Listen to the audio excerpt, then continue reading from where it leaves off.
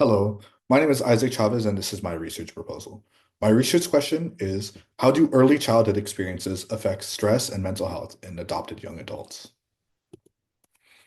The inspiration and motivation behind the research comes from my own personal experience being adopted and struggle with identity and adoption. Another key aspect of this is that my non-biological sister, who is also adopted, experienced things different, adoption differently and had different feelings towards it and coped differently, which led me to wonder how do other people cope uh, within the same circumstance. Lastly, I was raised by my mother and father, with my mother being a social worker working with former foster youth for a majority of her career. Growing up, this was a large part of my life where I had heard about cases and was more informed than others and also had like a special circumstance with my adoption. The significance behind this proposal would be assessing current resources available for uh, adopted young adopted adults, as well as the resources that were made available to them when they were children. This would be gathering relevant data for further community resources towards the adopted community.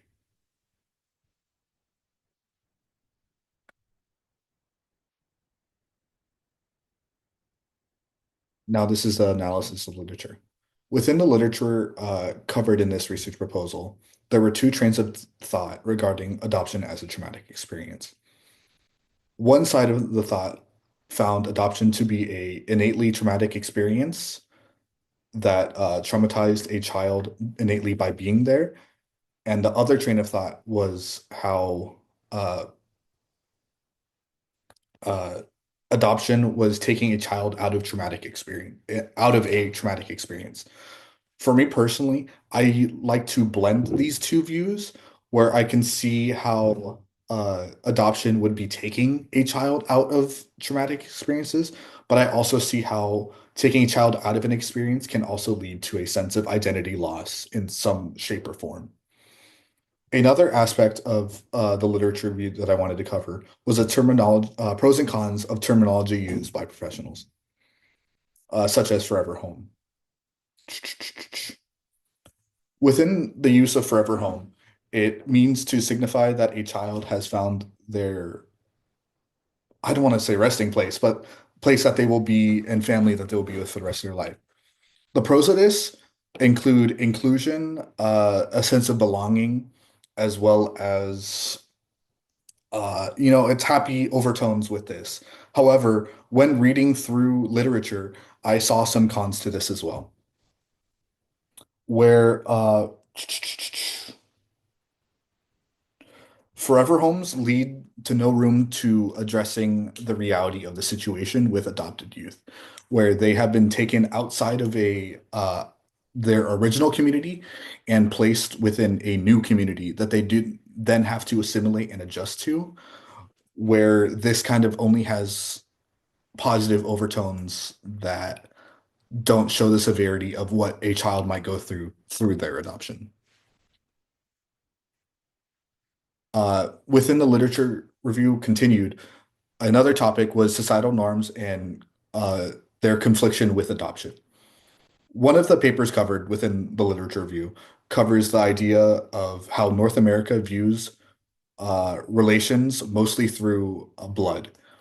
While this is a normal sense of, or while this is the primary and societal norm of how people are related, it leads to any other type of family formation to have a sense of lacking almost, where kinship is looked down upon, adoption might be looked down upon. It questions the legitimacy of the adoptee as well as the people who have adopted them. And that was something that was seen pretty evidently. Next, we go to the role of community. The role of community is discussed a lot within the literature reviews. One person in particular emphasizes the importance of building a community outside of immediate family. So their analysis was to get involved with churches, extracurricular activities, give the adopted child a sense of belonging and Through that, they will be able to heal and deal with the stressors that come later down in their lives, whether they struggle with adoption or not. Lastly, a topic heavily covered was that race matters.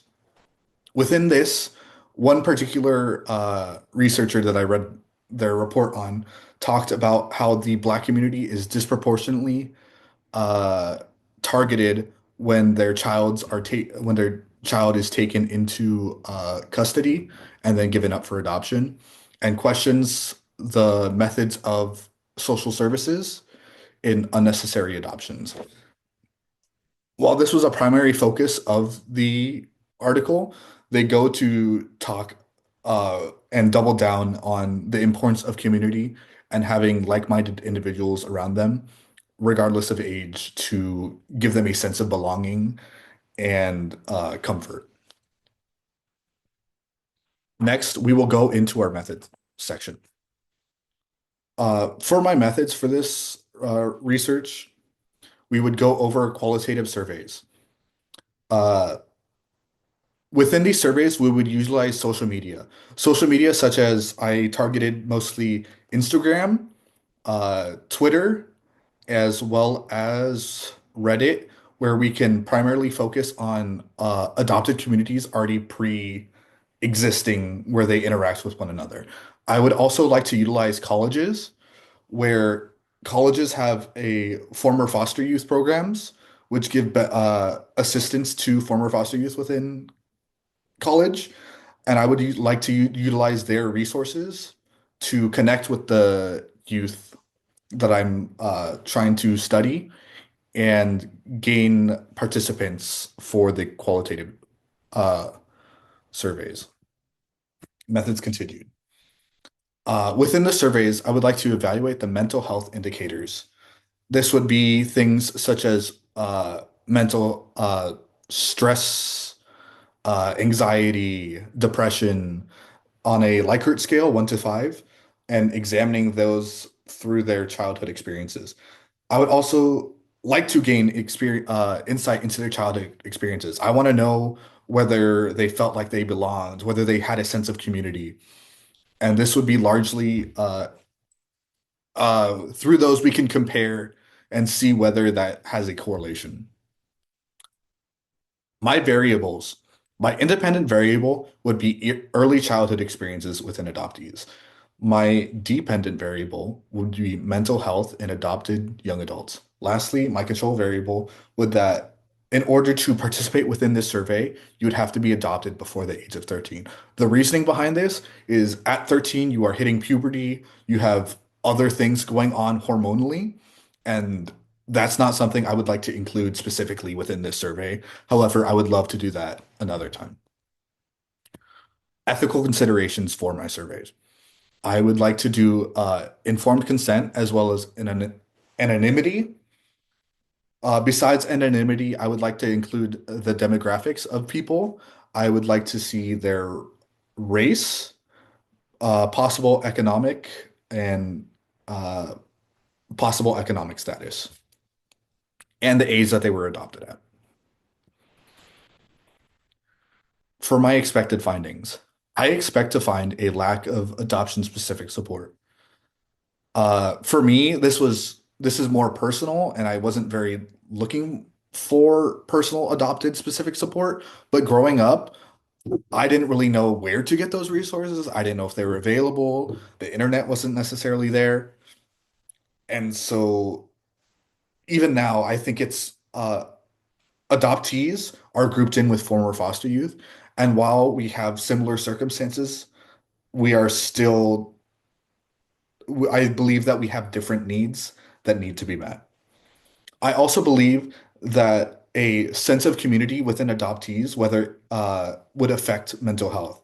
If someone has a strong sense of community as an adoptee, I believe that they would be more likely to overcome adversities uh, or I have a easier time overcoming those adversities. The implications of this study. Uh, I believe that this would improve post-adoption support by utilize or viewing resources available and seeing what resources would need to be available uh, for the needs of adoptees currently. We would be assessing the needs of adoptees now through adults today. Lastly, oh, not lastly, limitations. I am unsure of external validity due to multiple reasons. One of the reasons would be that there is not a large enough community that I can random sample, and I would have to target specific samples of communities through online resources or colleges. Another part of this is that adoptees don't necessarily like to be identified. It's something that's a touchy subject, and you can't necessarily identify someone that way by the way they look, and they want to keep it that way. It's a very closed off group where you have to be in the know to understand how to access that. Lastly, I would like to reflect on the self-report biases through my surveys, where they could be affected through mood or different experiences that they had. My closing statement. Context is key and crucial. Through this study and the readings that I've read, uh, adoption can be seen in many shapes and forms. My adoption circumstances were very different from my sister's, and I believe that's a reason why we had different coping skills and we didn't necessarily relate. But I believe that's for everyone as well. Uh, and even with differing circumstances, it would be a disservice to do a broad general resource towards adoptees and say this is fine. So I want to target uh, audiences and view what their specific needs were, and then implement that into today and allowing youth to gain those services that they would not have had previously. Lastly, I would like to reflect on the past to strive towards a better equipped future. I believe examining young adults today would make such a big difference for uh, the adoptee adults or adoptee children now, especially utilizing resources. Let's, I think specifically on creating support groups, creating online forums that are accessible for children and appropriate for children, and allowing them to find community when a community doesn't want to be found. I think if we break the taboo, it could really help children with stressors that they've experienced and this sense of belonging that they kind of already always might have, or in my sense, will always have. Thank you so much for watching this. Have a great day.